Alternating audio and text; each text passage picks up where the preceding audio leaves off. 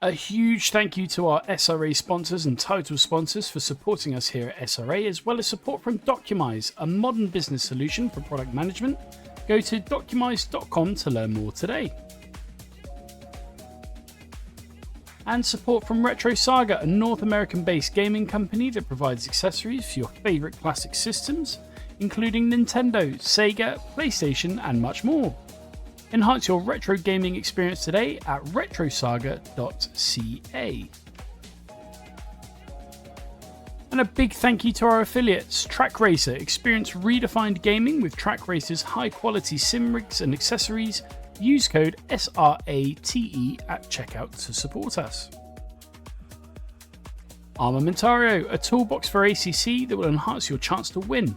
Enjoy a fully customizable and enhanced HUD to change the way you experience ACC.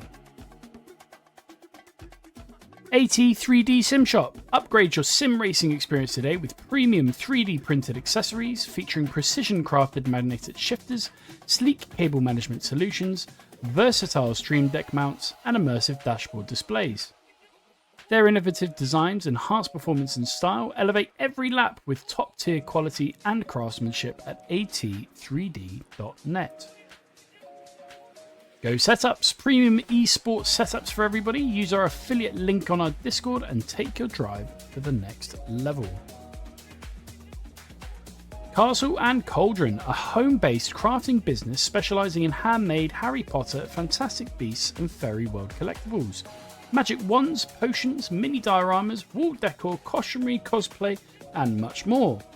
Castle and Cauldron is where crafting meets the magical. Visit facebook.com/Castle Cauldron.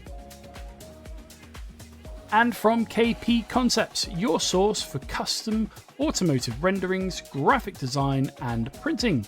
We spend countless hours making you look all good for the spectacle. Check out kpconcepts.com for more. Good evening, SRA Nation, and welcome to Season 12. Today is going to be a new challenge, aside from being Sanford. We're racing on the surface of the sun, apparently.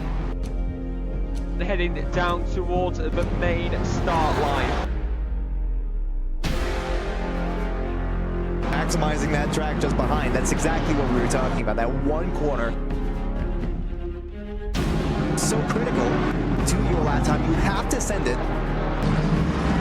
This is the apex curving there by a little bit. Everybody's now bunched up and you do not want that. Rewind now at the intersection 1 in the spot you really don't want to, but the fight's not over. Still there on the inside, and the McLaren's still not going to give the place up. And we're off and away for SRA.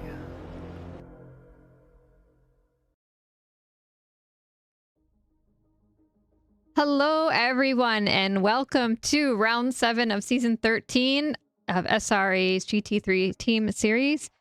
Today we will be at Oulton Park, and I am joined in the booth by Trey Morgan this week. Say hello, Trey. Hi. So he's going to be joining me. Well, hopefully, maybe if Alexa seems to be hadn't make it for whatever reason, so hopefully maybe she'll get here eventually. Let's see. We'll go right on to the track map so we don't end up missing the silver qualifying. Oulton Park. So, very divisive. Some people love it. Some people hate it. I don't know if I know anyone that's neutral about it. Do you? Not me. When my brother and I both tried it out today, we both absolutely loved it. Although I do believe it is actively trying to kill you while you're driving it. Yeah, it can sometimes feel like that. That's for sure. Let's see. We didn't get a nice flyover this week, I'm sorry to say, but we'll do a quick rundown of the track. Turn 1, relatively decent speed right-hand turn. At least it feels like it when you're going through. I guess all the turns feel like you're going through too fast. Definitely. But big spot for track cuts and going out on the exit there. It's really easy to push out too wide. And I really wish we had the flyover because this would be a really good one. Guys, going into turn 2, which isn't much of a turn, the road kind of just bends to the right. So you kind of have to be to the left and it bends to the right in a really funky way. And then there's this like dip thing that I think a big feature of Oulton Park is dips, bumps, and all kinds of wonderful things. British track stuff. Yep. Turn 3. Hide the next laps or the next corner. It does. Every time I get on this track, I'm like, what's wrong with my car? The turn 3 is I guess a medium speed. I'm not good with this. But left turn, and the fun thing about turn 3 is if you slip and you go into the wall, you will get a track cut. Don't ask me how I know. Anyway, turn 4, super fast left-hand turn coming into turn 5, which has a funny name that I don't know. But it's a hairpin turn, and it's got a neat little camera though, so you hook it just right. You kind of whip around there, and it's really fun. I think that's why people like this track. 6 isn't much of a turn, so much as it feels like a bend in the road. Then you go 7, 8, 9. This one, there's some pretty ugly sausage curbs here. So should you not hit it just right, you may find yourself in a place that you didn't intend to be.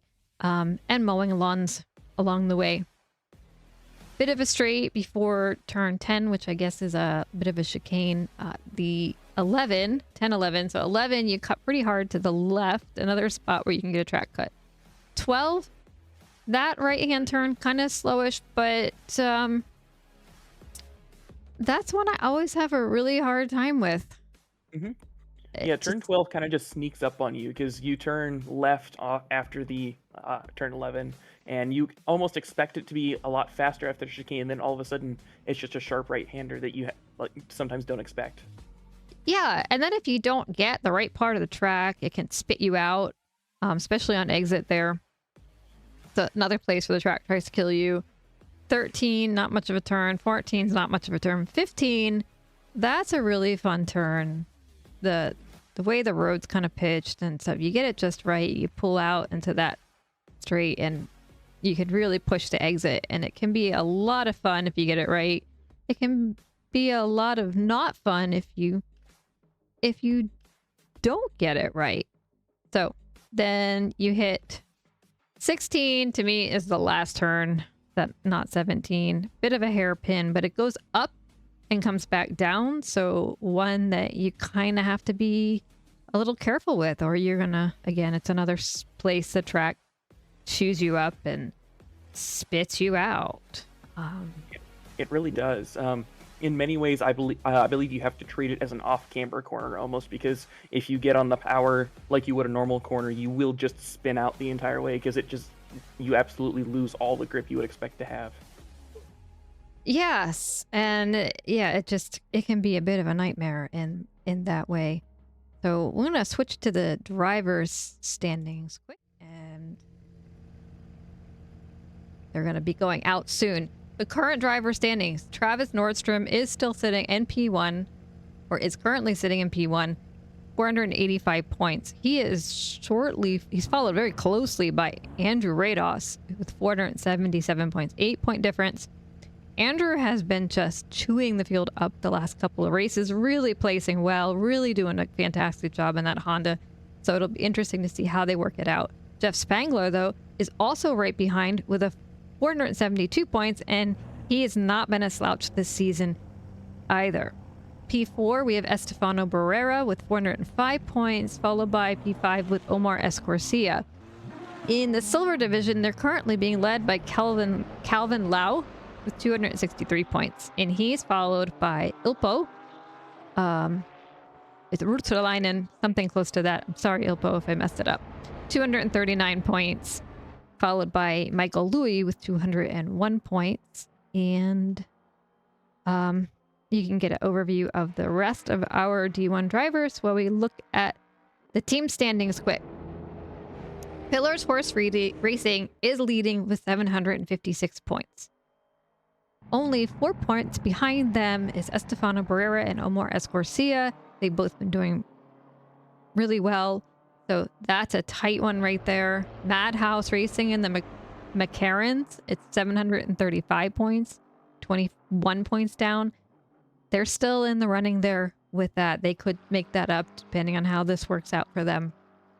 They are followed by Red Eye Racing, the Abominable Apex, with 624 points, and in P5 for the team standings is TSD Drive Car Vroom with 540 points, Jeremy Mercer and Peter O'Brien. And if you give me a half a second, we're going to find our folks out on track here, because I believe they are out doing their qualifying.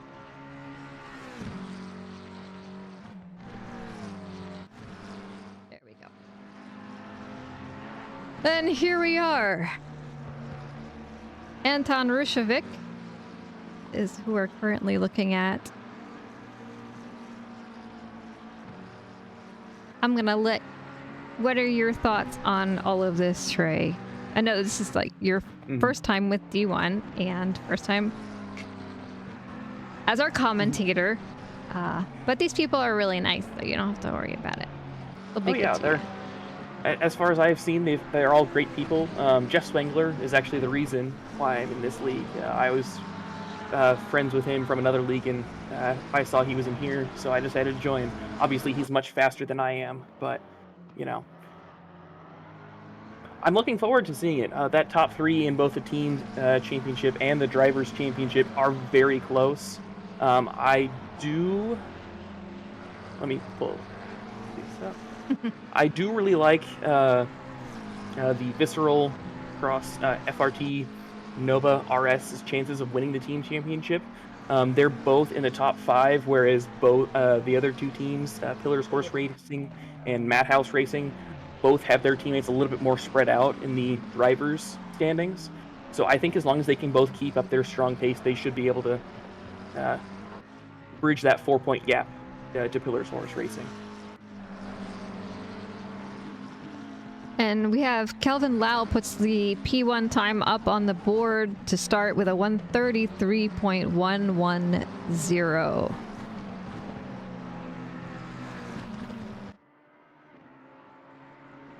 That's a pretty good lap time. Yeah, I think so. Yeah. And about the hour before the racing, in the practice servers, I believe I saw some people putting down a 133 or a 132.5. So I am expecting that time to go down, but we'll have to see who gets there. Guy Manperson's gotten close. He's got a 133.0. So we'll see how that works out. And but Calvin Lau right now is up by over 0.2 on his time. But he might be getting held up a bit behind this other car in front of... Oh, that did not help. That's not the line we're supposed to take. So don't want to be... Exactly. Yeah, don't want to be dipping our tires in the grass like that. Anton looks to be on a very hot lap here. He's 0.6 up of a 133.1. Well, more than that, as he invalidates on that turn, it looks like. Oh. Yeah, well, he just restarted his lap, so hopefully he can keep that pace going, but actually keep it on the track this time. Some more. Landon Drebs pulls up to the P2 spot with a 132.8. Calvin Lau got the 132.85, and so we got 3 of the 132s. Michael Louis also 32.9.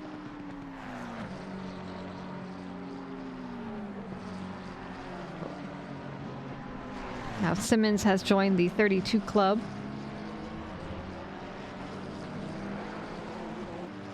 So we are seeing those times falling fairly quick, which is what you would expect. With a track like this, most people, I would assume, don't go full 100% out on the first lap just because you need to refeel how the car is treating the track. Yeah, and the track's, it's a nice 25, 27, 25 air, 27 track temp, so optimal. It's really nice. track temps and to be working with. At least we didn't get thrown any curveballs with this one. Yeah. Pretty So it's looking ideal. like, it's looking like Simmons is almost a quarter second up on his previous time, as is Manperson. They are, it's a- and Victor Diaz is 3/10 up also. Yeah. Ooh, we have a new Pershevic pole.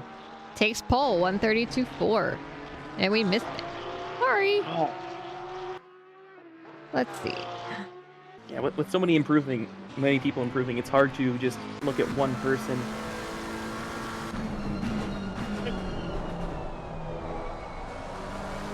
So we'll take a cockpit passenger view, I should say, of this lap. So turn 1. And that's where it's easy to go out. And I do believe Diaz did go out on that. Yes, he did. So what you just saw was out. Yeah, so that's what you don't want to do for turn 1. Sorry, Victor, to put this out on the stream from you. But otherwise, it's a nice lap. This like almost like a carousel type turn. It's almost like some of these Zandvoort corners with how banked that corner is. So. Yes, and it also kind of reminds me of those carousels on the Nordschleife 24-hour track. They have like a couple of them in there. Yeah.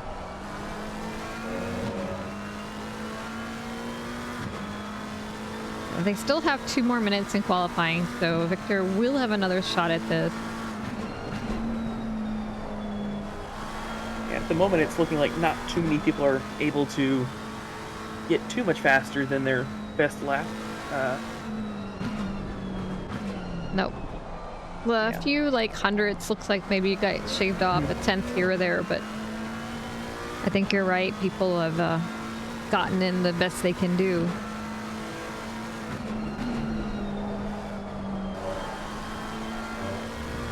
All right, we'll leave Victor alone. So he can do that lap in peace without us watching Without him. us jinxing him. Exactly. So Yeah, I've seen Anton's... that happen on too many other streams. Yep. I know last season my jinx was really bad. This season's not so bad. I think the D1 guys, some of them must wear tin hats or something when they're streaming.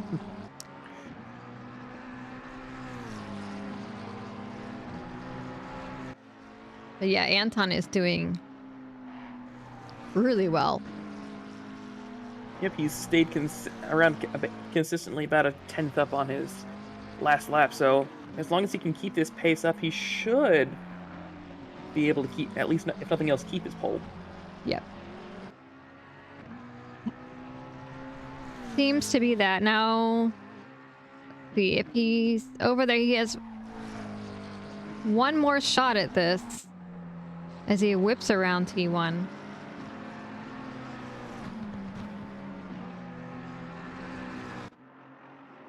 Our gold drivers will be exiting the pit in about 15 seconds.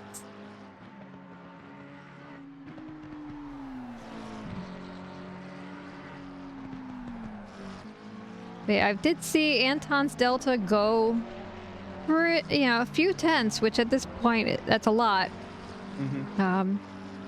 It's just that Sector 3 he seemed to have struggled with a bit. But it looks like he's got some time here in this, I guess this is Sector 2 now.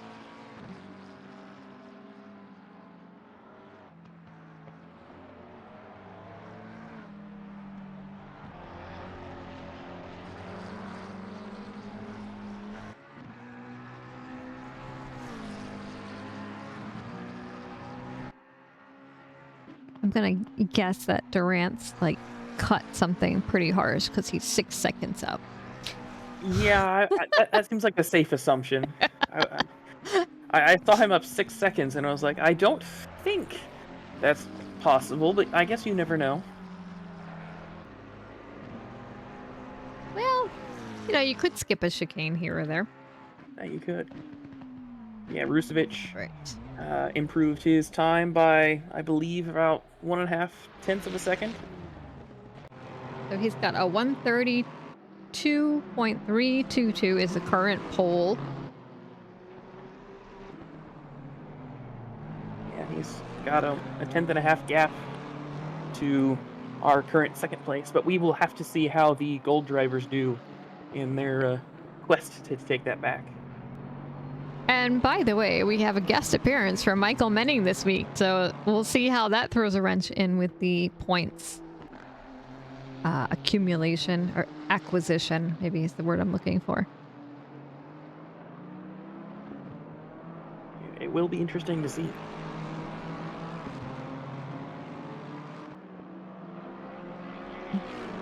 I had heard a rumor that maybe he was showing up, and so here he is. I believe we can count that rumor confirmed. It's confirmed. We're gonna be Mythbusters here, misconfirmed. Yep, it's confirmed. Here we go. I'm not sure who's leading who went out to the front of the gold drivers. I don't think it was Michael.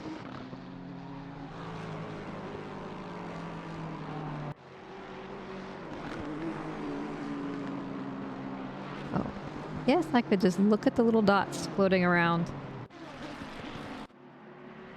Estefano Barrera is our lap leader. He is in front of the pack. Yes, the pack leader. That's probably the word I'm looking for. Mm-hmm. He is in so front. He will have the clear air. He will have the least amount of distractions, assuming that Troxclair manages to stay out of his rearview mirrors. So that should set him up for a good lap one. We'll see how this goes. So, we're missing...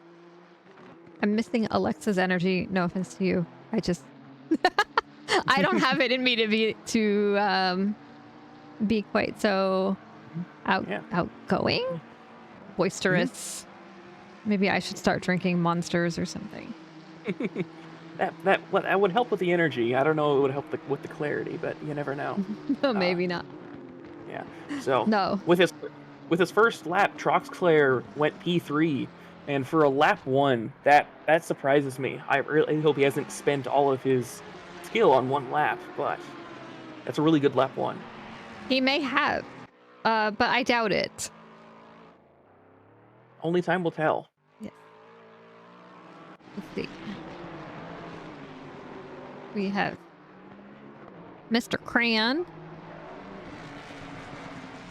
in the... Oh, what was the snow monster from Rudolph? What was his name? The Abominable Snowman? Yes! I think it is. I think it's the Abominable Snowman. I think you are correct on that one. We'll go with it anyways. Yeah. Yeah, that sounds good. If it's wrong, someone can correct me, but I'm happy with that. All right, he is currently about 7 tenths up, about to cross that line. That'll bring him up to P2. So he is a 132.342, and that is not a valid line, Dan. Yeah, well, yeah, the speed tokens haven't quite come into play yet. Those don't work until the race, unfortunately. No. Well, actually, Michael is on an invalid lap. Troxclair is about a 1/10.5 up. Wibble wobbles. We'll see how he does. Yep. Spangler's also around a 1/10.5 up right now. He's losing a little bit of speed going into the chicane, but Yes. Yeah, so they're about a 10th. These gold drivers seem to have put in gotten good laps in on their first lap or two. yep. But there's also still a considerable portion of the gold drivers that are still in the lower half due to either just bad lines or mistakes, and I expect them to jump up. Because right now, out of the top 10, 6, Wow. I believe, are in silver. Yes, and look, it's pretty close. I mean, Estefano Barrera just brought him up to 11. Troxclair just took P1 at the 132.255. So, 2.5, half a second between P1 and P14. Yeah, and Troxclair still has a lot of time that he could possibly find. Rusevic had a Sector 1 that was almost a quarter second faster than Troxclair's Sector 1, so it is very possible that he goes faster. I agree with you. No, I don't know. Yep, Gomer Wilson just takes P2 with exactly the same time as Troxclair. They're right down to the 1,000th of a second. Can we get a third person to match them? All right, Dan, come on. You can do it.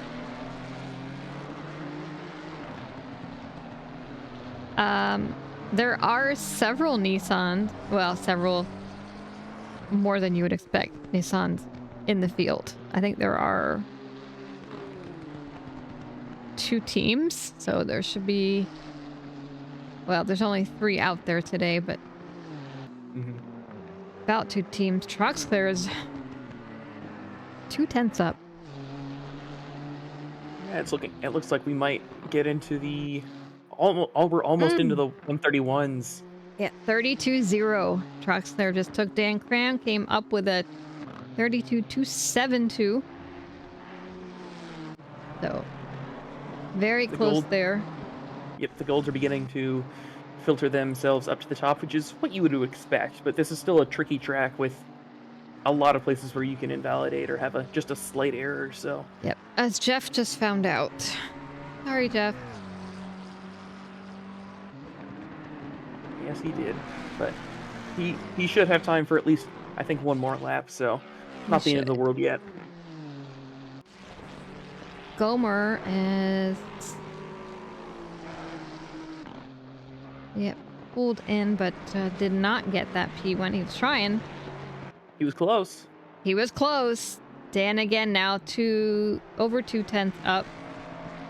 And Travis here with not much up, but he's up there in P4. So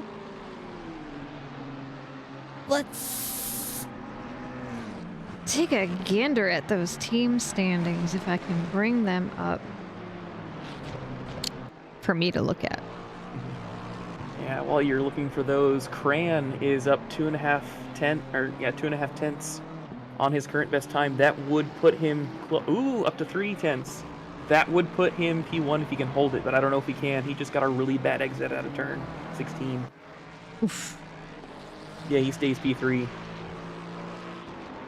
D1 drivers that we have Travis and Spangler are both going to be probably very aware of a 13-point difference they have between each other.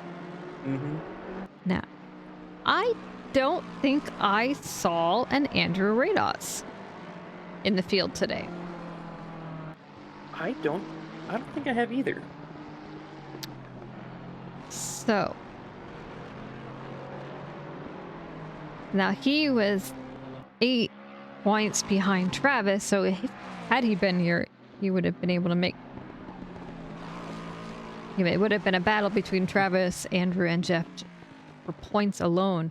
But he is not here. So Travis and Jeff, I would expect, will be very much aware of that very narrow point difference between the two of them. That being said, Rados doesn't have a dropped points race yet. He's dropping 58 points to the other to Travis Nordstrom and Jeff Spangler's 0 dropped points. So even with him missing this race, he still does have somewhat of a buffer. So I'm not saying he could have afforded to miss a race, but it's not going to be the end of the world for his championship run. Well, that's good to know because that will make the next race really spicy. Yep. I'm looking forward to that. Yep. So But for now, we're Believe watching Mercer come in. He gains a point over that. So, in our pole position is Jared Troxclair, followed by Gomer Wilson, Travis Nordstrom, Dan Cran, Michael Menning, pulled up to P5, and his teammate Mr. Sir, followed by Anton Rushevic, Jeremy Mercer, Jeff Spangler, Guy Manperson, Diego, Timothy Flamger, Victor Diaz, Omar Escorcia, Calvin Lau, Bailey Kish, Peter O'Brien, Matt Simmons. So anyway, we'll go down the line in a minute as we do our race start. What are your thoughts for this week? Do you have any? I'm just really interested to see how aggressive they get into the first lap. Like, because normally you would treat the hairpin, like a hairpin, as an aggressive corner to try and overtake at. But the corner beforehand, turn four, I think I'm remembering that right. The way that it works, it just doesn't quite allow for side-by-side action as much as it would if it was just before a straight. So, yeah, I think the order through the hairpin will probably be the same as the order through the first chicane after that. fix my stuff. So we'll look at this. Whoop, there's a tree in the way. There we go. So our race leader, Troxclair, Gomer, Wilson, Travis, and Dan are our 4. Then we will do our best to move back a little bit. Oh. Rushevic, Mercer. Try this view. That view I don't like either.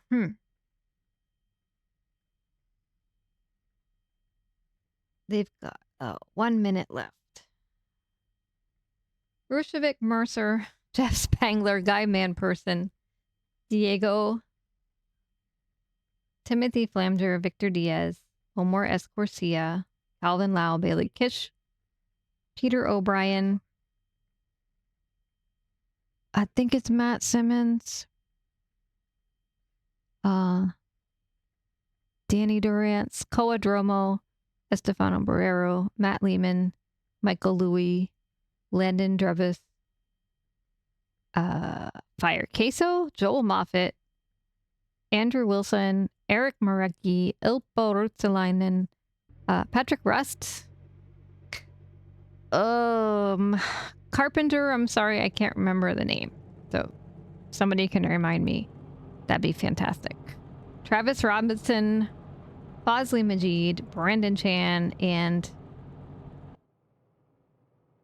I want to say John Archie. But yeah. Unfortunately, I'm no help to you in these names. And we're gonna go out for our out lap.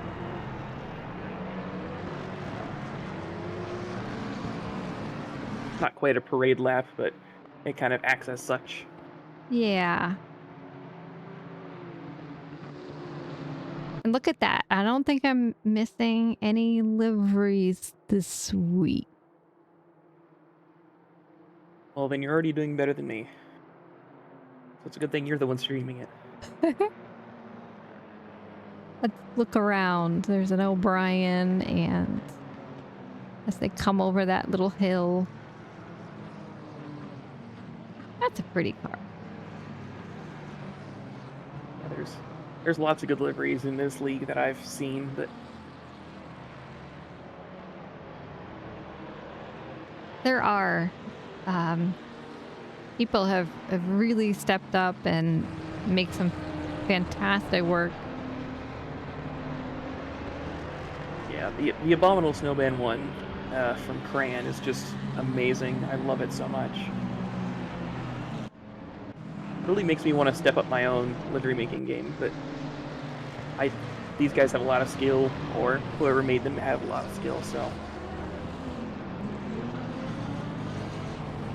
The one interesting thing that I can see is that of the top 4 cars, 3 of them are Nissans, and at least, I don't know how it is in D1, because unfortunately I've not watched very much, but in D6 anyways, and a lot of the other places that I've seen, the Nissans aren't normally as strong.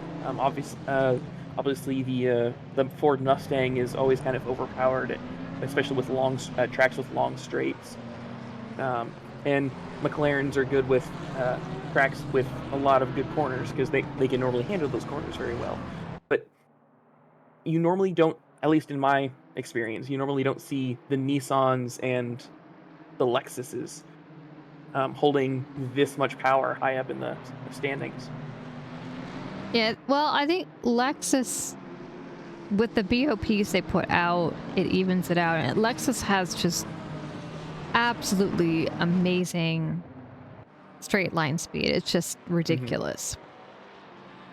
Nissan, I want to say I feel like the Nissan has pretty decent speed also, but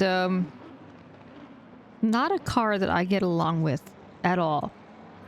And now they're ever so slowly approaching that start finish line. Yeah. And the lights are doing their green now, and we're off for Oulton Park. Troxclair and Gomer going in. And look at Travis tucking his little nose in there right away, trying to take that P2 from Gomer. Not quite. He's not giving up yet. Yeah, it's hard to overtake on the outside of turn 4. Ooh, we do have a spinner, number 90. Patrick Russ? Patrick. I think it's Patrick. Well, I know his last name's Russ. Okay. Well, kind of missed that one. Up, there's another one off there. Yeah, so a fairly clean getaway, but not as clean as you would want. Nope. And in the back, they are really... It's... well, that's a different line. Oh, there's a few. Probably should just put a camera on this chicane. Definitely. Because... Ooh, someone's dropping back. Yes. That would be Carpenter, I guess. Dropping back. You see Victor Diaz back there, I think, in the Coca-Cola car. And wow, that was there is some carnage. Not as bad as it could have been. No, it looks like everyone's at least still drivable, so... Yeah. In the front, they seem to have kind of like filed in. The closest you have is Dan Cran following Travis Nordstrom, who's following Gomer. But the closest gap is Dan to Travis. Jared Troxler's kind of like galloping away at the moment. He's got a 1.1 lead over Gomer. They're in P2. Yeah, the top 6 or so are all as they were, just with a lot larger gaps than it was at the start-finish straight. But Wilson is feeling the pressure from Nordstrom right now. Oh, without a doubt. Yeah, I'm feeling good. And Michael's coming up in here and poking his nose into... You know, those first few laps are so strenuous. They are. And we already have someone in the pits. I don't know if he stopped pit because of damage, but it is Robinson. Robinson, I believe he had a tough start. You've got a battle back here. Well, Marecki and Brandon are, having a little bit of an argument. Oh, and that's a big argument there. Yeah, that was a hip check, if I've ever seen one. Mm-hmm. Yeah, and McPherson has fallen down the order, and that's never what you want to see. No, it's unfortunate part of this Yeah. racing yeah, business. Yeah, It's like- McPherson's down like almost 20 positions in 2 laps. So that has to be due to contact or something. Yeah. Diego's back there also in the pit now. Back here we have, well, the darn trees. Let's do that. Coadromo is looking up the back of Simmons, followed by Matt Lehman, Michael Louie. Oh, it's just one big happy family back here. Some sparks flying.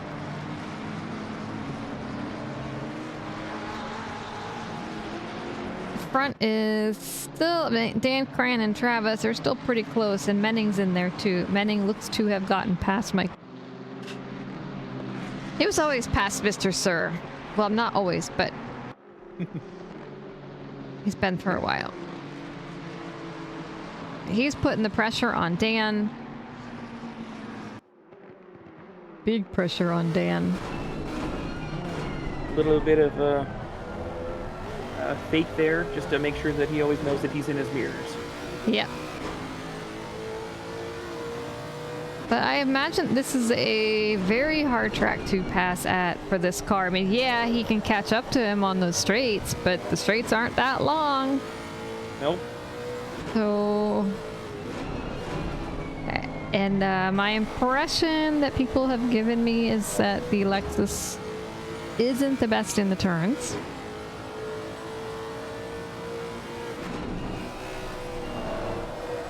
Not impossible, obviously, but not the best.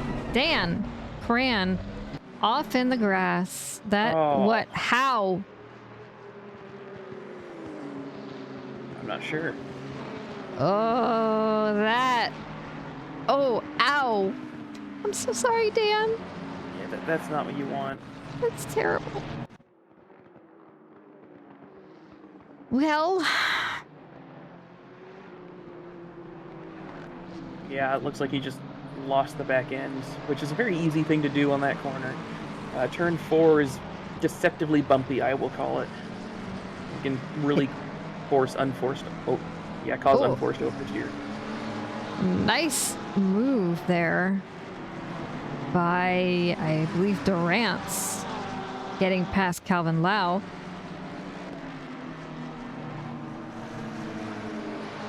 So Durant is the one person I do not have a livery for. I'm surprised to see not too many big gaps so far, other than the people who have gone off track. Most of the field seems to be fairly close. There's a couple gaps that are around 2 seconds, but almost all of them seem to be still putting pressure on the person that they're behind. They are, and that seems to be just a feature of this track, too. Mm-hmm.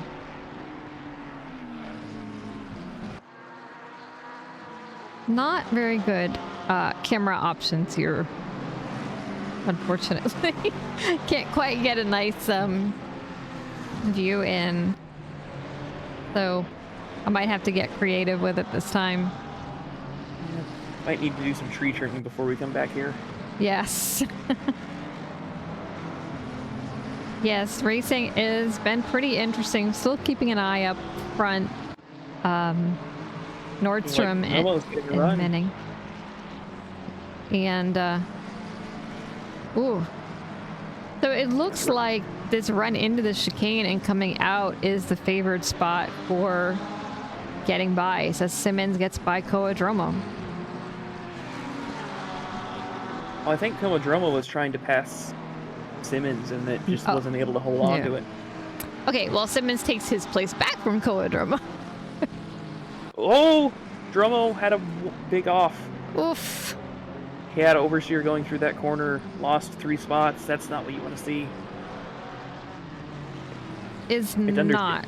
But yeah. It's understandable because the back end of that Mustang is just a handful to keep in line, but nonetheless it's unfortunate. It's a tough car. I tried it for a hot minute and it was a hard no. Whoop. Oh, someone else going off. I think that's Fosley. He just Did I'm dead in the background, so I think we got a good enough view of it. Yeah, I'd agree. We won't make him suffer reliving that one on stream. So Michael Menning now putting pressure on Travis Nordstrom now that Dan is gone. Yeah, both he and Sir are putting really good pressure. Sir had the fastest, set his fastest lap, or the overall fastest lap last lap, so they are definitely just waiting to pounce if someone makes a mistake up there. Yeah, it looks like he has the only sub 132 out there at the moment. How many have died or... Oh... I'd say half a dozen have died or been killed. Yeah. About we that. didn't... I know that there's probably one... Whoop! Oh! Oh, good job keeping it straight. Oh, wow. I mean... So there's Dan. We saw him go off from the front a little while ago. Now he's fighting with Wilson and Koa. Koa, who's having looks to be having a bit of a struggle with that Mustang.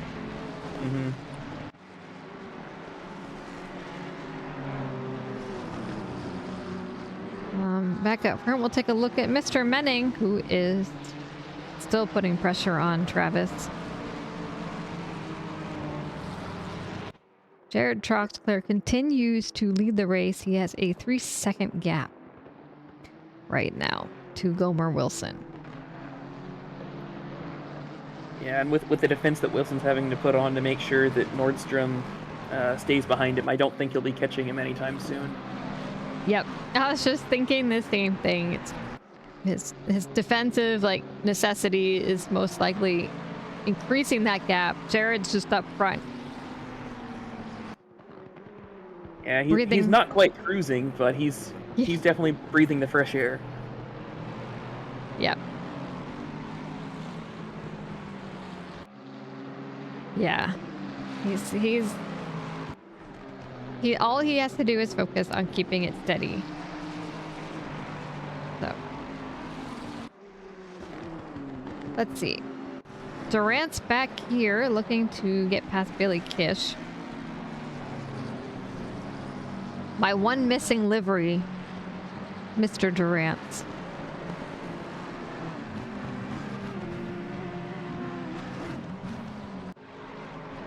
Yeah, Diego had a rough start. I'm sorry to hear that. Yeah, a bad start at a track like this where it's so hard to overtake.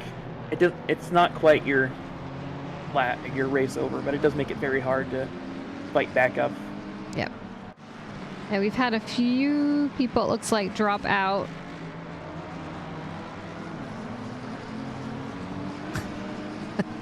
Yep. And we already have a drive-through penalty for Herrera.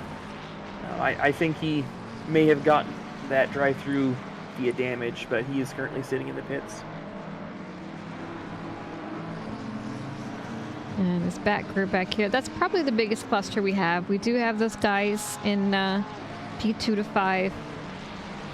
Right now they have a little bit of a space on them, so...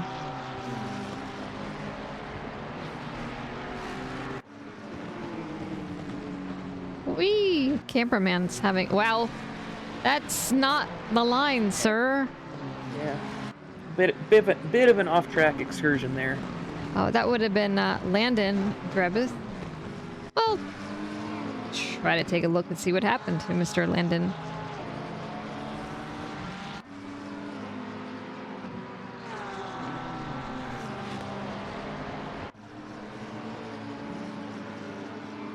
Get backed up. Just Porsche thinks. Yep. Yeah, I think the Porsche might be the only car worse than the Mustang on its rear tires, and that's just because of how you have to drive it.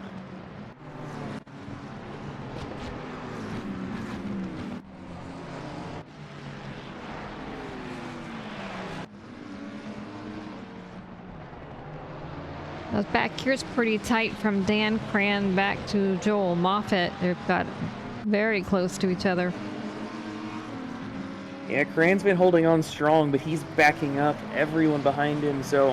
Ooh! Let's yeah, see, there he touch the goes. grass, and Wilson takes advantage of that, slowing him down, as does Kowadromo to get by. Yeah, it'll be interesting to see if Dromo can keep up his attack on Wilson, because they were not even a tenth separated before that mistake by Cran. Yep. It was very close. Now, Oh, it looks Marecki... Yeah, Marecki also went off, it looks like. Yeah. But we'll let Marecki keep his dignity for now, I guess.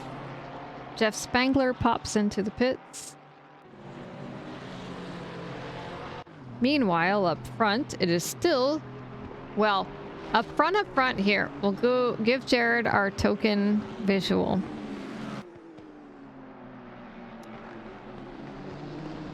All right. Yeah, he's brought that out to a 3-second gap, so he's doing good. Yep. So when you have a 3+ second gap to the P2, that's about all you get. Maybe we'll do a passenger drive if things get a little light on the action here.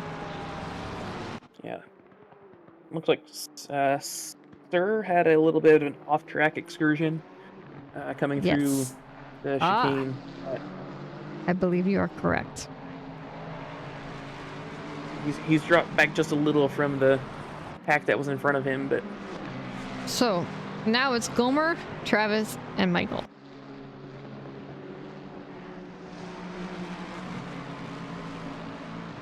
Battling away, so... That's the big race in the front. Back here we have Matt Lehman and Michael, or Matt. Oh, geez.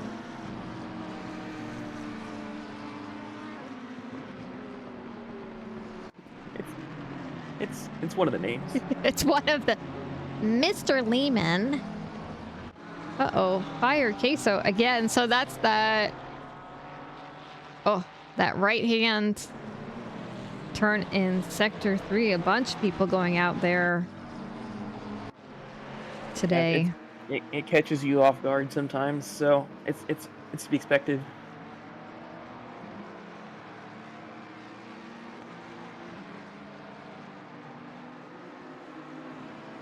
Yeah, Koa was moving up for a while there and had a little bit of a wiggles, but he's sitting now in P16. So we'll keep an eye on him for you.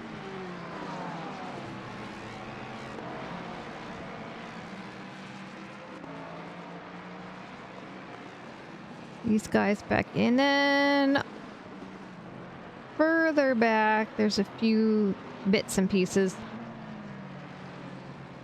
Matt Lehman and Mr. Simmons, again. They're still close.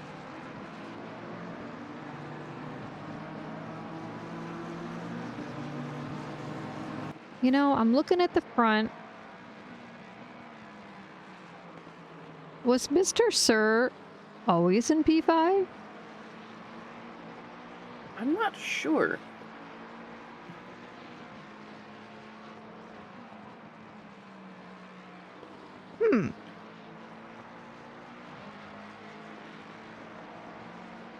Well, I know teammate are both up one spot, so I know they started in that order. I don't know if they were always in that order.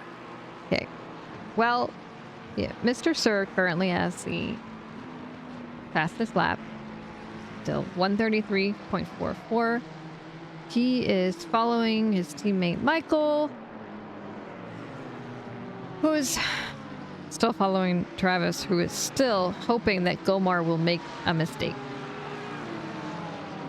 Yeah. Yeah, Mr. Sir's running fast. It's just he's getting blocked by his teammate.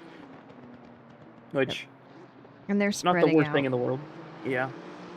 But yeah, as you were saying, he still has the fastest lap. The only other person who's gotten into the 132s for lap time so far has been Troxclair. And that was just barely. but he's now pulled out a 4.5 second gap. It is. I don't want to jinx him, but at this point, I think it's his race to lose. Yeah, don't jinx him. We're bad enough as it is. So, Mr. Rishovic here looking... Maybe he'll catch up to Jeremy Mercer. And... that'll be interesting. Mm-hmm. Yeah, he had been almost right on his bumper a lap ago, so I don't know if he had a mistake or if he's just decided to let off the pressure a little bit, because we are about at the point where other people will be beginning to pit. Durance has entered the pits. He had.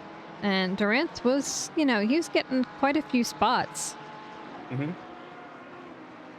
So yeah, these are the people expecting the undercut to work really well, and as long as they're able to get out in space, which it looks like they will, I think the undercut will work flawlessly, because we're seeing a lot of these packs, like specifically like when we were looking at the front, Gomer is able to defend really well, and I'm not going to say it's I'm not going to say he's driving bad, but he is most definitely keeping the pack behind him away from the leader. And so this is just not a track where you pass easily, and so that undercut really is how you're going to probably get the most positions.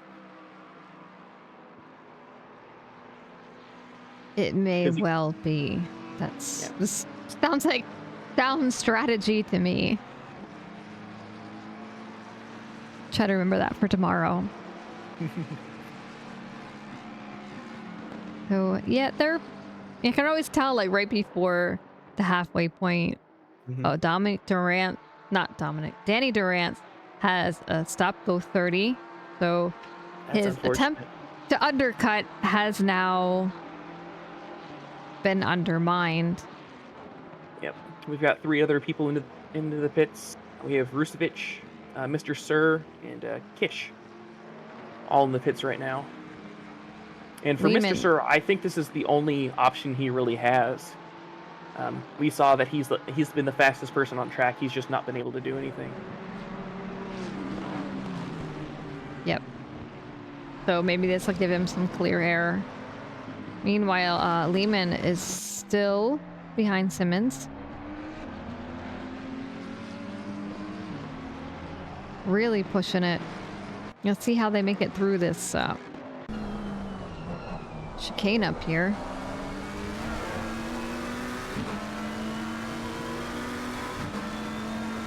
See. Yeah, Lehman looked really good through that chicane. He did. It's almost shocking because from what I've heard, the McLaren is really bad on aggressive curves. Like, you almost have to stay on the track surface just because its suspension just can't handle it. But he looks to be handling it very well. I don't know how the new McLaren stacks up to the older one. I know Menning popped into the pits now, but I know that before the major update, when they introduced a lot of those new cars, I would drive McLaren, and I drove it on this track, and depending on how you set it up, there was a way you could hit those curbs pretty hard, so it's doable. At least in the older one. I don't know how, like I said, I don't know how the new one stacks up exactly. So these 2 battles are our main battles: Nordstrom and Wilson, and Lehman and Simmons. I'm a little surprised Simmons didn't try and go for a dive in turn 4, because he had the pace for it. Well, but that also might be, part of D1. Like, I would like to think that at that point they know better than to do much diving. That's fair. So Mercer, Menning, and Spengler are all out here. There's this hop back here that's a little bit disorienting. So it came out Spengler, Mercer, Menning, and Anton from that group that just came out of the pits. And Spengler has taken the fastest lap. He's got a lap of a 1:32.8. So almost he's 1.5 tenths up on the next fastest lap, which was Mr. Sir's. Nice. that's pretty snappy. Yeah, it's a fast lap. Yeah, it is. Landon is taking a spot from Moffat back here. Not sure, maybe Moffat touched a little bit of grass, but they weren't that close before. Nordstrom pops into the pits. So that Nordstrom and Gomer Wilson battle is off. Moffat pops into the pits. Lehman is still not going to give up on Simmons. As Simmons goes off and Lehman takes advantage of it. He says, I'm out of here. Finally. Yeah. He's waited so long for that to happen, and it finally happened. You know, you hate that for Simmons because you want it to be a clean on-track pass, but sometimes that's not just that's not possible.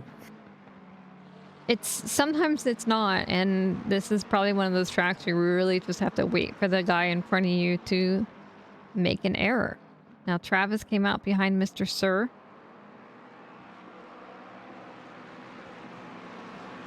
So it looks like Mr. Sir's undercut has done him well, and he has a bunch of open air in front of him. He does.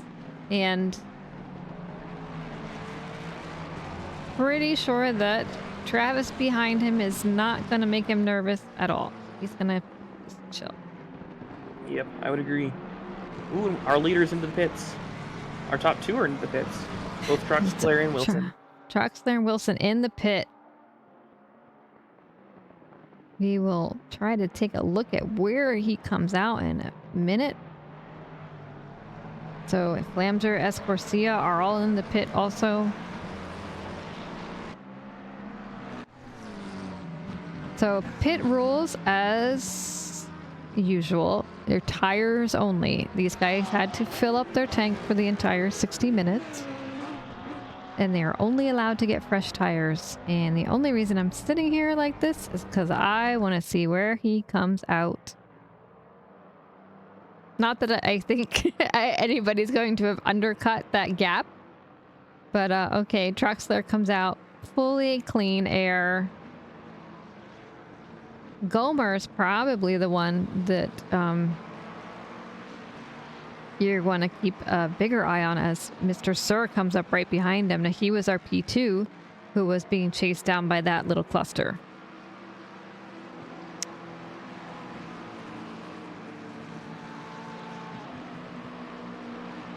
Yeah, I was almost expecting Wilson to try an overcut because it looked fairly obvious that he wasn't going to be able to catch him during that stint.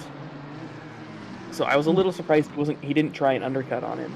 He just went with the same strategy, but well, it might be that gap he just said, you know what, I'm going to be happy with P2, but I'm going to keep my P2. Thank you very much. That is fair. So we'll keep an eye on him. Mr. Mercer and Menning and Anton Rushevic.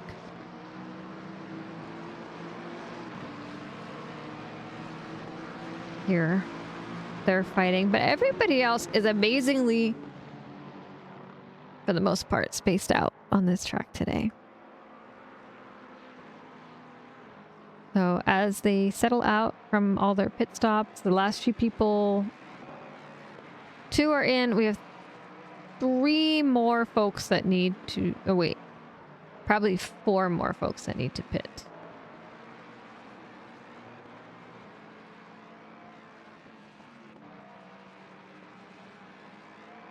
Travis Wilson, so 1, 2, yeah, 4 folks still out there. So let's see, of our Troxler, Wilson, Mr. Sir, Travis, Jeff, Mercer, and so Menning seems to have fallen back with the pit stop. Yeah, I would agree.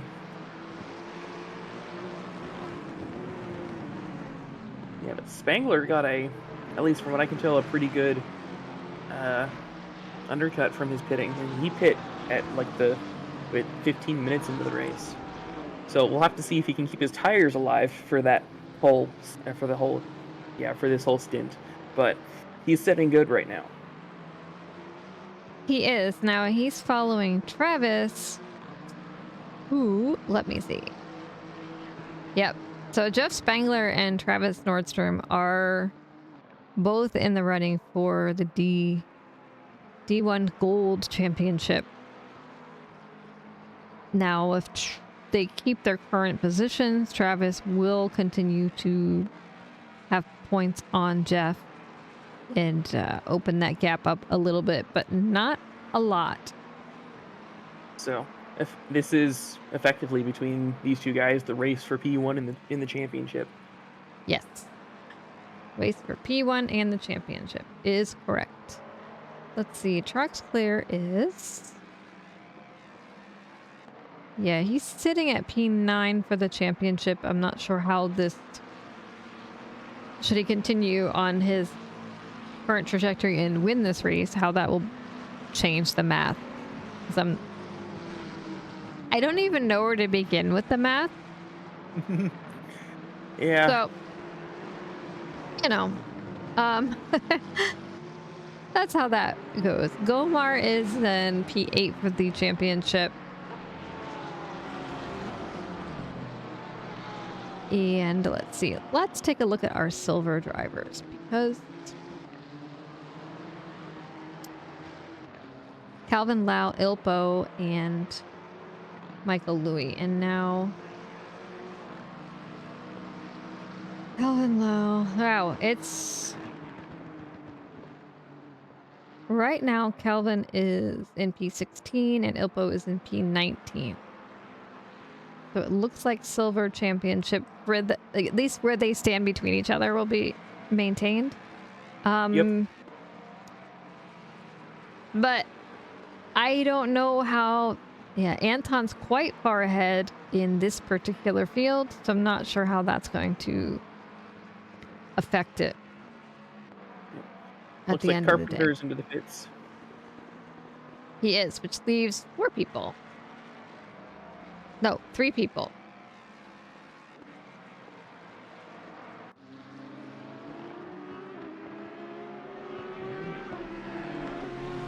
So I'll be interested to see how Lehman, Simmons, and Archie do in their overcut strategy.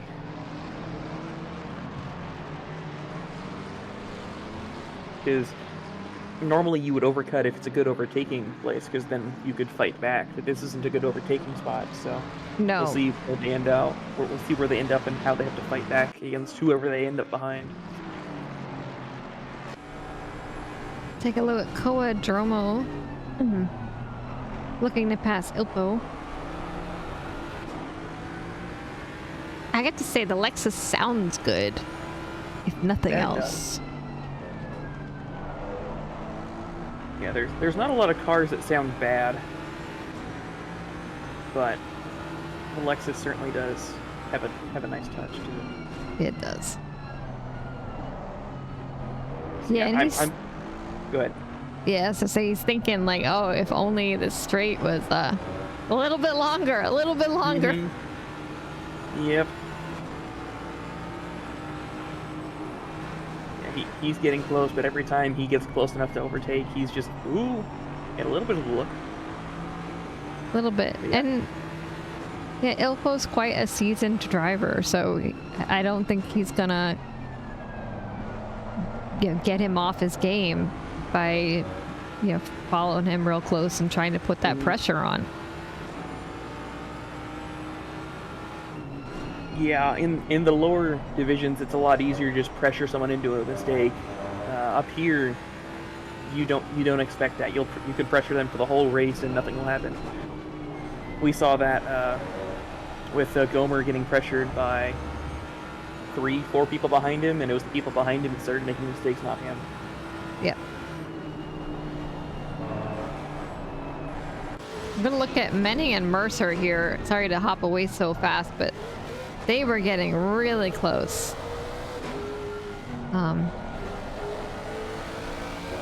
So keep an eye on both of them. It looked like Menning was about to try to make a move on Jeremy, but backed out at the last second. And yeah, that Lexus is just plowing the curbs.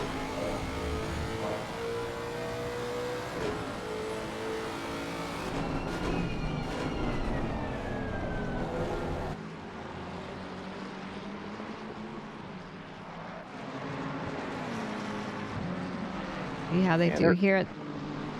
You go ahead. I was just saying, he gets really close in the braking zones. It's just I don't think he has the engine power to keep it going. No, well, I think it's probably as much as anything during that straight. Oh man, Koa. Maybe. He's got a chance. They're in a drag race. They are. But Ilpo's got the inside line. We'll Oh, he see. takes Oh, it. and he slipped past. Well done. That's a very brave overtake on the outside there. Very. But you know, Very if you well can, executed. if you can hang it on the outside like he did there, that's one of the better ways to overtake for the Mustang, because then you have the engine power to just drive out of the corner, and the person on the inside can't do anything. Menning tried. He was almost there. And now Yeah. Anton has gotten into this little party. Yeah, it's 3 cars all within 2/10. Ooh, almost a rear end there. That was close. Mm-hmm. Yeah, for a large sequence of corners, there were 2 cars within 2/10, or 3 cars within 2/10 of each other. And Matt Lehman is in the pits, last of the folks to hold out. Yeah. So he'll hope to come out in front of Simmons. We'll see if he does manage to. Because I believe that's who he was fighting before he came in. Yes, if it starts with an M. Matt Lehman was fighting the... Yes. Yeah. I don't know if he Mr. just got a Simmons. bad pit. I don't know if he had a bad pit stop or what, but he's about 1.5 seconds, 2 seconds behind Simmons. So it's looking like the overcut is not the option you wanted to take here. Except for folks- Truck Player. Yes, for Chrysler. But for all those folks racing tomorrow, take notes. Yeah. Looks like Mercer got himself a little gap on Michael. Let's see how long that lasts for.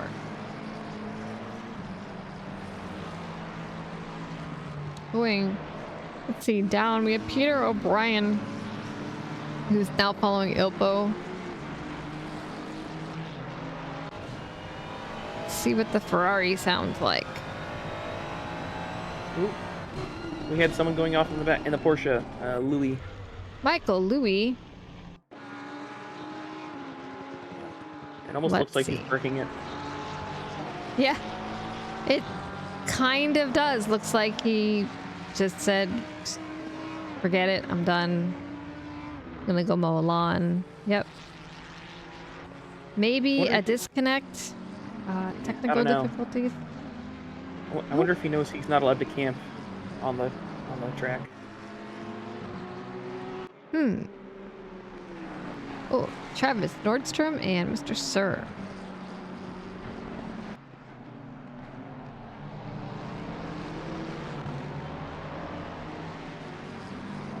I've been impressed with Wilson.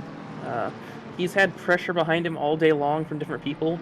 For the first stint, it was Nordstrom right on his tail the entire time. Now Nordstrom and Sir have switched places, and he's still hanging on. It's been pretty fun to watch. Yeah, he is. We'll have to give him a great big kudos for that at the end, should he manage. He's got 22 minutes to continue hanging on, so that's some amazing attention span there. Oh yeah. Now, Travis looks to have dropped back from Mr. Sir a bit.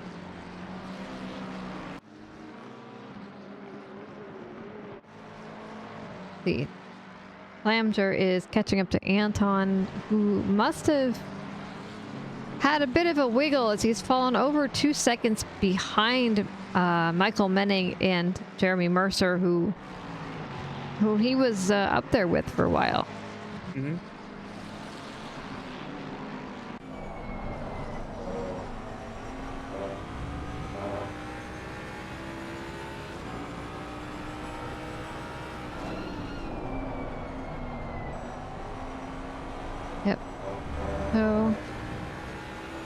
So looking at the lap times, it looks like a bunch of people have started to drop into the 132s.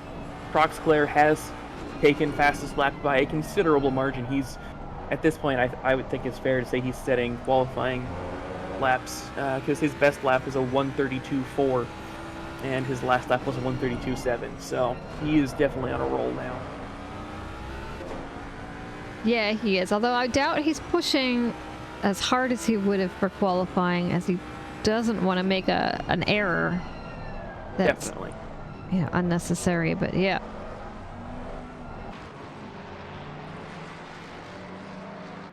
Hop up and see our friend Michael, see how he's doing here. Still chasing Jeremy Mercer. He's keeping him close. It's just there's not that many good opportunities to overtake on this track, so you gotta wait for just a little wiggle on a corner exit or something and take advantage of it. Yep. Although we have seen a few people make a good, clean, hard pass, so That we have. can be done.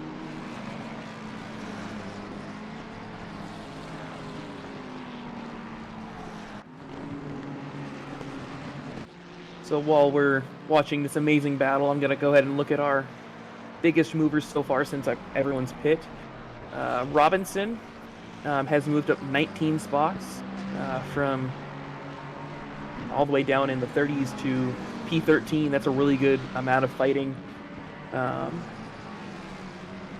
Spangler is up 4 places from 9th to P5, and he's still right in the fight for maybe not the win, but definitely a podium. Wilson has moved up 12 spots from P27 to P15, so good job on him. That would be a Wilson, not Gomer Wilson. Yes, sorry. Yeah. No, it's Moving up. fine. I was like, wait, there's more than one. Yeah, moving up 12 places from P2 would be quite the accomplishment. Oh. Landon had some... Wow. That's not what you want to see. You know, he managed to not hit the wall, which is Yeah, really impressive. Yeah, that was definitely a Code Brown moment, though. Oh, yeah.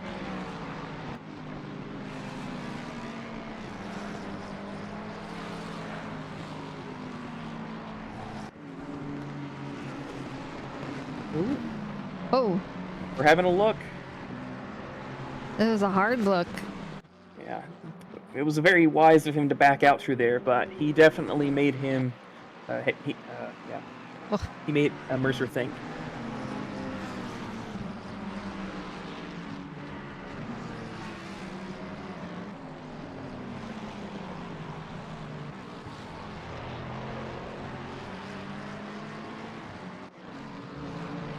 Yeah, he did.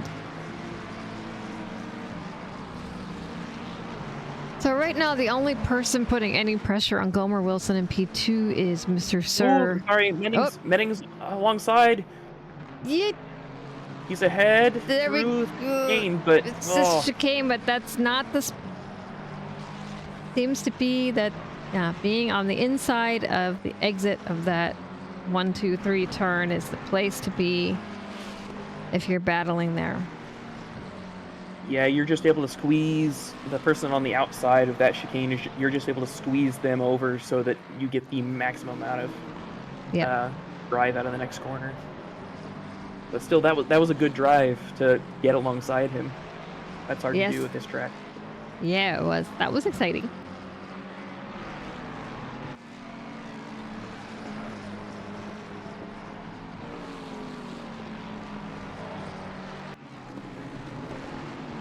So probably the biggest battle on track right now is Benning and Mercer. And just behind him, you've got Timothy Flamger and Anton Rushevich. Yeah, get a little bit close, and then Flamger seems to back up a bit. So we'll see how that. Keep an eye on it. Yep.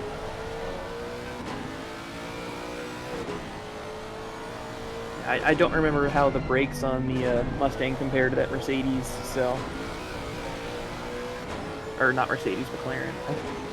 I believe the McLaren's brakes are a lot better than the Mustangs, so... Yeah, that was, it's like Michael was hoping to try to make another move there, get another shot at it, but... Yeah, with how hard they're fighting, Minning and Mercer, it might let Rusevic and Flaminger into that fight for P7, or P6. Yeah, it might. They might close that gap up.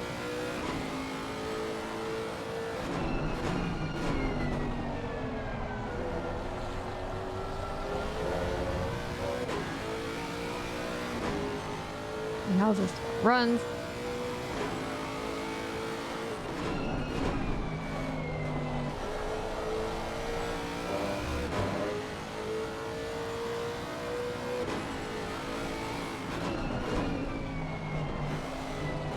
Sorry, we're all watching intensely, like hoping something, seeing how things will turn out. Yeah, he's tried overtaking twice now into that second set of chicanes on the back straight, so I'll be interested to see if he tries to change his attack approach. Because he's now tried it twice in the same way and it's not worked. Although I don't know if there's very many places here to really try it. Yeah, you just gotta keep trying until something works or it doesn't. Yep.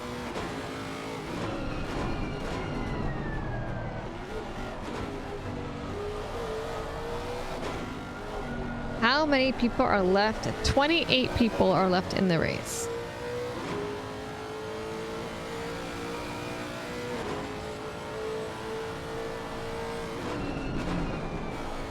I don't recall, how many did we start with?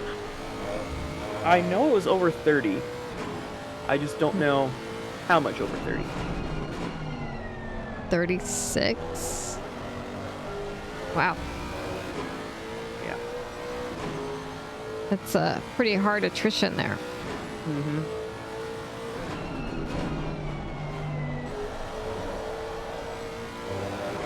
Yeah, there's a few people who've taken advantage of that attrition, like Archie. He's back in P23, but he started in P35, so he's up 12 spots. Not entirely thanks to attrition, but that's done a large job in how he's been able to move up. And so he will love the extra points that he's getting from the other people not being able to make it this long. Yep, and points are points. And then when you have an incident at the beginning of the race, it's really tough to know what the best course of action is. Yep. Sometimes, you can, even if you stick it out, you can make up a decent number of positions. You're not going to get up top 10, but you'll get a spot where you can collect a decent number of points. Yep. Especially at a track like this where it's very easy to make a mistake. We've seen a lot of those mistakes here, both in replays and live, so. Yep. No. You never know.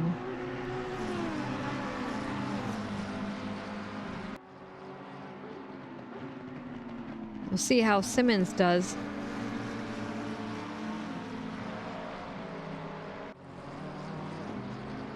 He's been good, putting good pressure on Robinson for a while, and you can sort of see that Robinson is starting to make a train with Simmons, Wilson, and Lehman all within about half second of the person in front of them. So he's doing a good job on defense. Oh, Looks definitely. like there might be a run there, though. Maybe. Oh!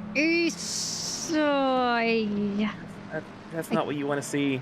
No, I don't know if there was a little bit of contact that threw him and started that spin or not. Yeah, it looked like there may have been, but well, sorry guys. Yeah, we jinxed him. Yeah, we did. You gotta wear your tinfoil hat next time. Yeah. I'll make sure to put it on the shopping list.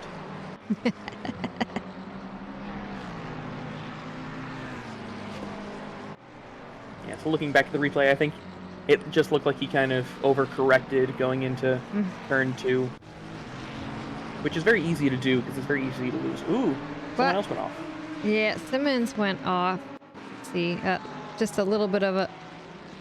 Ah, we missed the chicane. Or decided to wait for our teammate.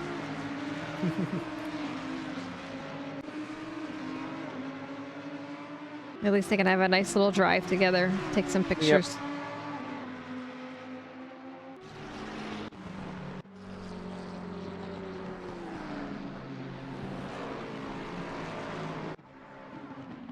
Let's see, Lehman and Wilson. That's the closest battle right now. Yeah, there's a lot of close battles. It's just, it's not a good track for action, we'll say. No. At least not overtaking action. A lot of off-track action, but that's not what you want to see. Well, I don't know. You do and you don't. It does make it more bad. interesting. Yeah, I mean, it's like a train wreck. It's exciting. I mean, it's sad. It's terrible, but Can't look it is away exciting. from it, but you're good. Yeah. Breaks up everything else, Yep. including the car. Yep. So Michael's still working on Mercer. A little bit of a dummy lunge there, but that's not a corner you want to overtake in there. No. Guess he's just hoping that maybe one of these times Jeremy will make a mistake. Yep. And you miss all the shots you don't take, so as long as you yourself aren't gonna make a mistake, it can't hurt to try.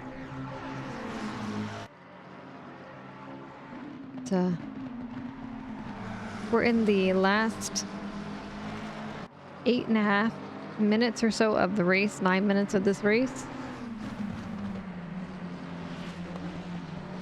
Some of these folks that have been following behind might start to get antsy and push a little bit harder. Yeah. I doubt we'll see desperation quite as bad as in the lower divisions that I experienced, but you might start seeing some of that. I mean, I hope not. Yeah. But you never know. We're not going to see lunges from 2 seconds back, so. No, I think they know better than that. Yeah.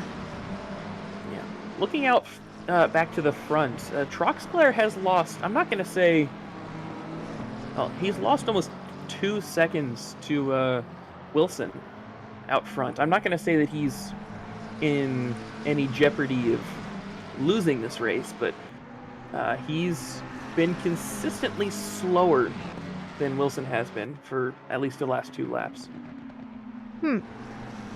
Now I wonder if it's either tire wear or he's just saying, I've got 9 seconds, I don't need to push it that hard. And he's got the purple lap, so Yeah, no, why no take need a to- risk? Exactly.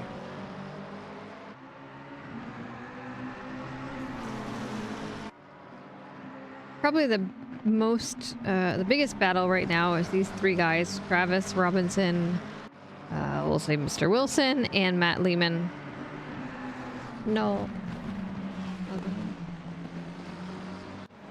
So A. Wilson, as opposed to Gomer Wilson, who's sitting comfortably in P2 with an almost 2-second lead over Mr. Sir. Yeah, it's been an interesting battle between these 3 back here. There's been multiple points, especially through here, where you can see they're almost all 3 bumper to bumper, but they were just not able to do anything. It doesn't help that they're all 3 the same car. They're all 3 in the McLaren, and so it's not like they have a piece of track that they inherently have an advantage over that they can try and use. Yeah, they have like a little McLaren fest going on back here. Meanwhile, it looks like Michael has kind of, I don't want to say backed off of Jeremy, but he's got a little bit more gap on him. They've been fighting now for not quite the entire race, but at least for the last 30, 20 minutes or so. So with how hard they've been fighting, it wouldn't be surprising if Menning's tires are just dead at this point. 'Cause with how many lunges that he had to make in order to try and get past it, you never know. Now, Wilson is the car in front that you see there, and he's quite close to Travis. I mean, yeah, Travis. Yeah, he keeps getting close, but no cigar yet. Nope.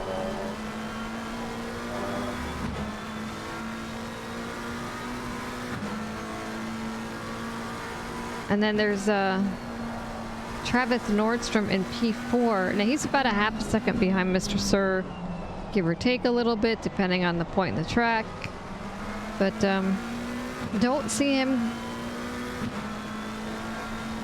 Based on the gap, it doesn't look like he's looking to make a move. Yeah, he's been staying fairly close behind Sir for a while now, so within that 1 second-ish gap. So we'll have to see how quick, or if he can get to the back of him fairly quickly. He was 0.3 faster than Mr. Sir on the last lap. We'll see. It looks like our trio has pulled in Coadromo now.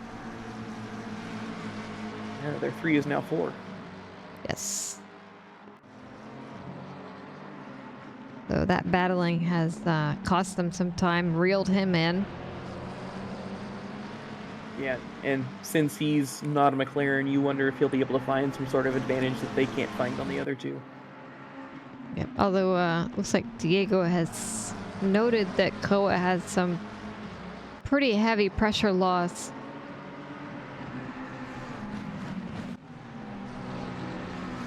Now, possibly from hitting those chicanes or temperature drop, as it is now 21 degrees, track and air temperature. Yeah, we are getting into the night part of the race, or at least the dusk part of the race. You can see that the cars now have their headlights on, so it does change the dynamic of the racing a little bit. You don't have to worry about your tires overheating quite as much, so you can push them just that little bit harder. Yeah. Or you lose your pressure because it got too cold. Yeah.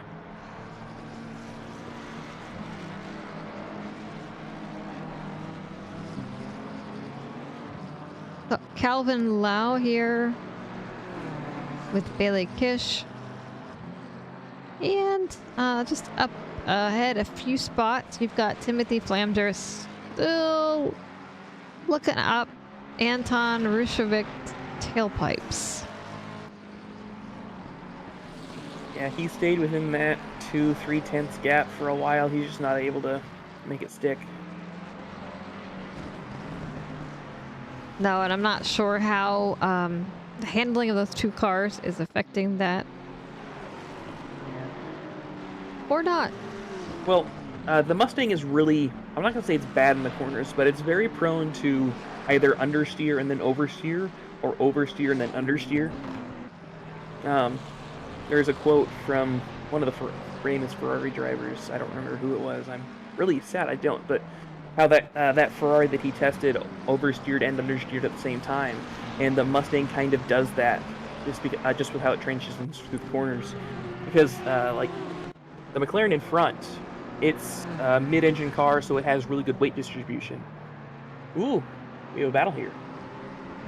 Diego said he thinks it was Vettel that said that. Oh, no. Wow, side by side through that turn. It's Peter O'Brien. Yeah, that was really brave. Slowed them down a lot. So brought in Moffitt and Diaz behind. But I guess Peter O'Brien must think that he's got the pace to keep him off. And ahead of him, yeah. Wilson got ahead of Robinson. He did. He did get ahead of Robinson finally, and we missed that one. Yeah, there's a lot of good 4-car battles going on, so it's hard to focus on one. It is. I really, one day, I will have picture in picture again. One day. Oh. Lehman's getting really close. Go ahead. He is. I don't think I've had Pip in 3 seasons. Well, I've had it for no seasons, so. Yeah. Hopefully we'll get it. Maybe I'll convince you to do that. Michael Menning looking to make his move on Jeremy Mercer here, coming in to this one. Now, it hasn't worked out well, but I saw Mercer hit that curb, and that's probably not going to do him very good. And Menning gets by. Yeah. You saw him being a lot deeper into the corner than he was the last few times that we've seen him try that, and so he was able to dictate the corner rather than Mercer dictate the corner to Menning. Yep. All right, and we've got leader on the final lap. And yeah, Mercer, I think, gets another honorary wall award for this one today, keeping Menning behind him for almost the entire race, really. Yeah, it was a great defense that he put up, and he's definitely going to try and fight back to get that place back, but I don't know if he has time or the tires. No, he's basically, I think, just got this lap, and that's it. We'll look at Troxclair here. We'll come back to him when he's going to finish his race. Okay? All right. Lau is really close behind Kish. He is. And yeah. last lap, is he going to try anything? Yeah, he almost rear-ended him going through turn 3. Decided to better against it. Almost rear-ends him again there. So I think he definitely has the pace and probably the aggression to try something. I just don't know if it'll work. Koadroma got by, but well... Well, he got by him, but not without help. He got by Matt Lehman. How did this happen? Oh, that's how that happened. As he's... Yeah. Sorry, Matt. That's a... yeah, that's unfortunate. Oh, and we missed the leader finishing the race, but there we go. Jared Troxclair got P1. Gomer Wilson P2. Mr. Sir P3. Travis Nordstrom P4. Jeff Spangler P5. Michael Menning. Yep. Mercer P7. Rushevich P8. Fleminger P9. Escorzia. I think I'm pronouncing that right. I'm probably not, so I apologize to anyone, but he got P10. Kish P11. Lau P12. A. Wilson coming home in P13. Robinson P14. Dromo P15. O'Brien looking to come home in 16th place. And it looks like Matt Lehman got a drive-through for that off track. Yeah. I think he's currently just waiting for everyone else to pass him. Probably, but Oulton Park is pretty unforgiving in that way, as these two guys come in together, Simmons and Archie.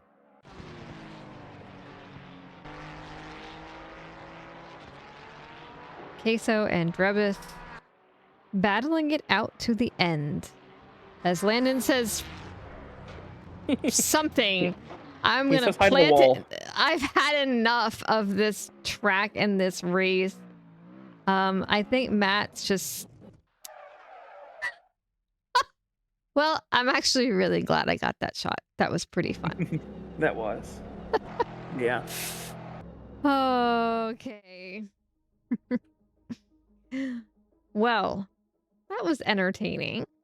That it was. Yeah, we saw some good track action. A really nice battle between Menning and Mercer. And a dominating performance from our P1 driver. Yes, Roxler really just took it and ran, and it was done. And that's not the first time we've seen someone do that here. Now, because I can't remember anything, let me take a screenshot of all the winners. The Track Slayer P1, Gomer Wilson is P2, and Mr. Sir is P3. It was Anton Rushevich taking silver. And yeah, I think Gomar gets the MVP this week. I would agree with that. So yeah, that would be the other honorary wall, as he really held a lot of people off. All right, well, let's see. We would like to pull some people in for interviews. I will see who I can find, and you can entertain our good folks watching. All right.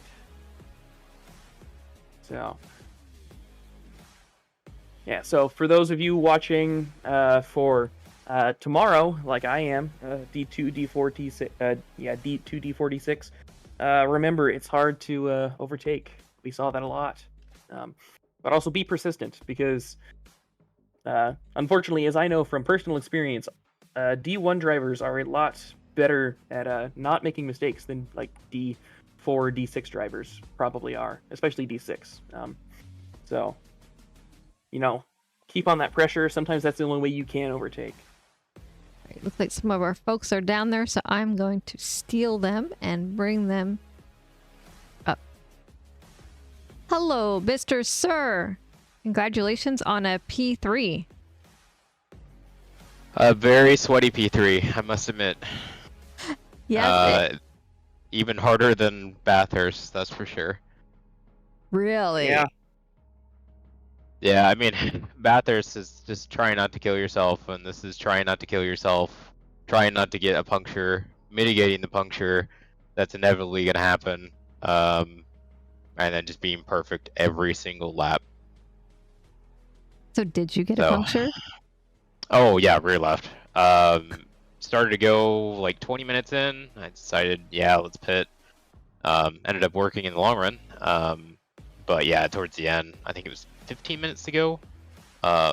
Inside of turn 4 of all places, picked up a puncture, and then I think I finished with 25.8 on the rear left. Ooh. So yeah, it's a bit spicy through that corner. In a car that's already spicy through that corner. Yeah, it's a lot of fun, but yeah, I'm just happy to be back. I wanted to get a podium this season with this car, and it's mission accomplished at this point. Yeah, and that was a great job. I didn't know that you had we didn't know you had a puncture, so we just assumed that undercut was intentional. But that was a great time to pit, regardless. So great job in that drive. Yeah, I'd like to say it was a bit of both. I think at the time, seeing the cars ahead stack up, I think it was the right time, regardless. So I just happened to be probably a lap or two before that my rear left was screaming at me, and so was my my crew chief. So it all worked out. Good. Well, congratulations. It was a great drive. Anybody you'd like to give a shout out to? Yeah. Actually, I'm gonna promote the triple stint gloves again, because these things are fantastic, and it's probably the reason I did get a P3 tonight. So thank you very much, Coach. Shameless plug for Coach, who definitely deserves it. Absolutely. Every single time we can. Good job. Fantastic right. drive. And congratulations. I will let you go back to your folks down there for your race review. All right. Thank you, guys. Have a good one. Thank you. You too. All right. Now, next up, we will take our silver winner. Bring him up. Hello, Anton, and welcome to the booth for congratulations on your silver win. Thank you. Again. Yeah, again, who would have thought? So how was it out there? Oh man, it was super tough. I got the notification from my engineer saying that my rear left got pressure loss twice, so I ended it at like 24.7 psi on the rear left, and there was a bit of a squall between me and Flam during the last lap, and I'm gonna blame that on the tires because that's what drivers do. We blame the car and never the driver. You know how it goes. But yeah, it was pretty solid. Happy with the finish, another top 10, good result. Would have liked to finish higher. I had a nice time in qualifying. It would have been better if I didn't screw up the second chicane, but we take what we can get. Yeah, I did see in your one qualifying lap, you were up by a few tenths and then, yeah, lost it toward that last sector. I'm guessing the exit of the second chicane. Yeah, it was the hardest part of the track for me to get right. I think if I got that, I probably could have been top 5 in qualifying, maybe top 4, but it's okay. Shoulda, coulda, woulda. It is what it is. Next time, there's always another time. There'll always be well, another time. In this case, there's only one more week, but it's all good. Yeah, well, I think we're gonna maybe should have had a contest for who ended with their left rear being the lowest pressure. I will put my entire bank account on the fact that it was me. Okay, but you guys should go do that in D1, and we get a report back on who had the lowest tire pressure at the end of that race. Yep, I think it was me, but it's all good. We finished. Anyone you'd like to give a shout out to? I don't know. I guess my girlfriend, because she's always watching. Also my dad, he's always watching as well. Though he's upset whenever I'm not on camera, but I tell him there's like 30 people in the race, so it's all good. I'll get some screen time at some point. Especially being the top solar driver, I think that deserves a mention. But I'll try really to remember they're there and That's give them a shout out next time during the race. So yeah, it's all good. Anything is appreciated. Of course, your girlfriend's usually here cheering you on in the chat, so... yeah. He's the best. Well, congratulations again, and I will return you back to the good folks down in race chat. Cheers, Stephanie. Thanks. Of course, you're welcome. Okay. Now we need to find Mr. Wilson. Well... Well, there is a Wilson, but not the Wilson. That... It's the wrong Wilson. I'm gonna have to... Yeah. Do we want to try and pull in our race winner? Yeah, I will pull him in momentarily. To ping Mr. Gomer Wilson to see if we can get him to come into chat for us. In the meanwhile, we'll grab Jared. Truckster Hour. Hello, Jared, and congratulations on your P1 finish. Thank you, thank you. How was it? It was tiring. I will not lie. Even with the gap that I had at the end, I was still going pretty hard and pretty fast. So I've just been taking this time since the race was finished to catch back on my breath. But Oulton's one of those fun tracks where if you're on, you're on, and if you're off, you're very off. And today I was very much so on. So no complaints from me. Well, I'll say you were on. I was afraid for a second you were going to say you were off. So what is it like when you're on? But yeah, you just went and ran with it.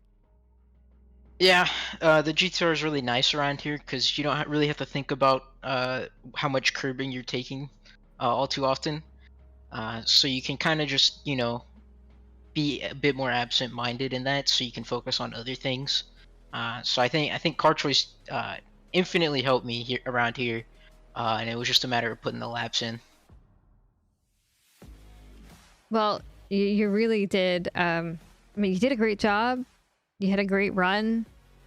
So everybody else reported on their tire pressure. How was it for you? Did you lose a lot?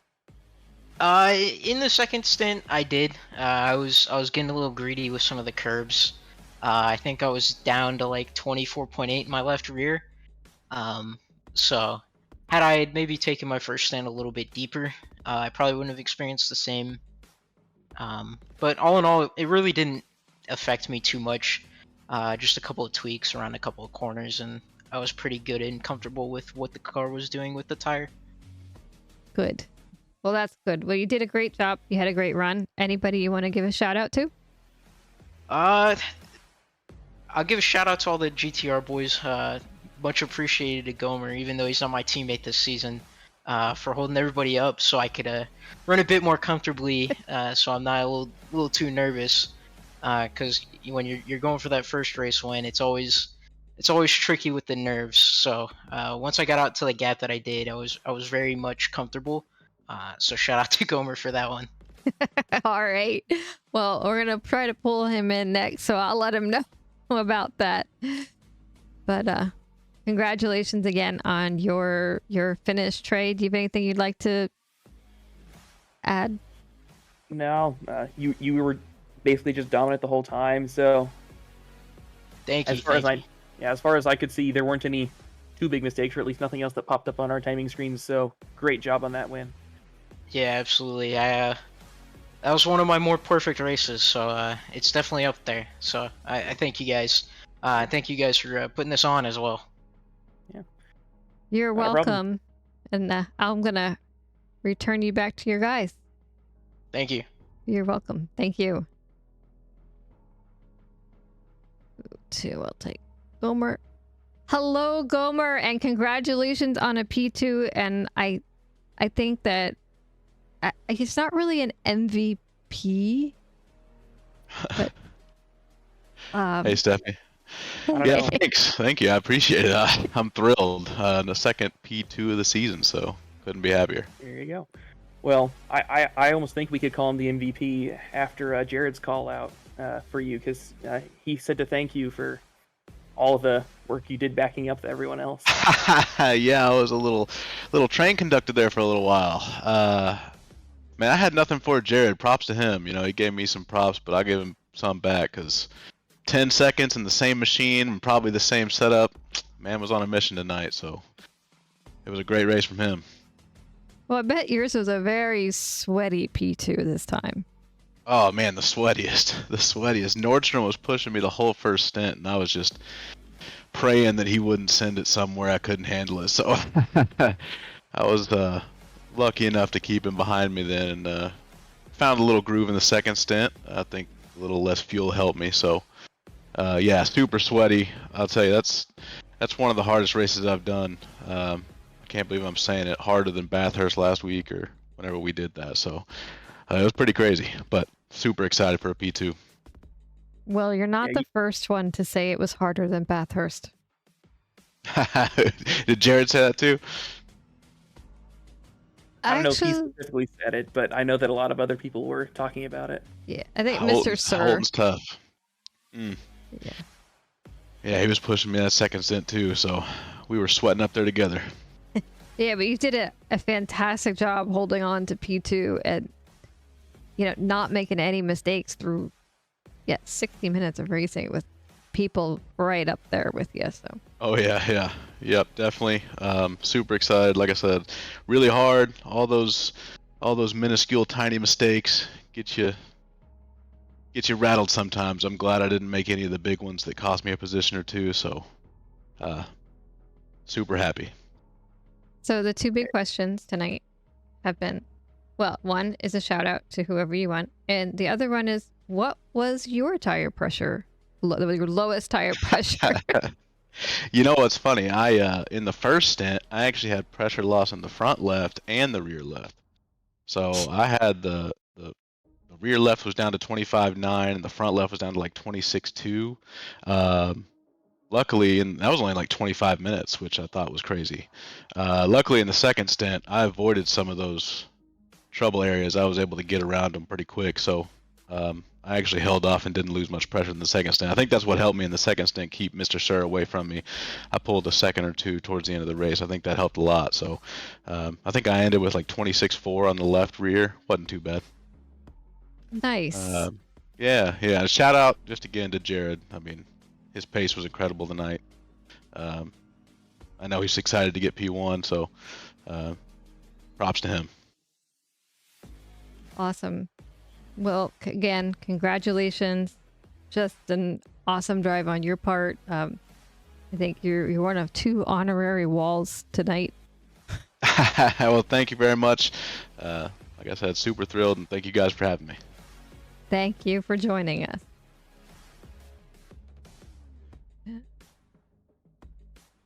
All right. Well, that just about wraps up tonight's stream of this race. That was fun. It was. Yeah, the guys all said it was a tough track, and everybody thinks they had the lowest pressure, but I think they'd be surprised when they get together and start comparing notes at how close it really was. Yeah, and we weren't even not the ones that we talked to were some of the faster guys, so it wouldn't surprise me if a couple of people who were making more mistakes than they were had worse tire pressures. Yeah, very much. Lots of close battles, lots of fun, and not too many big incidents other than like the initial couple laps as far as I was aware.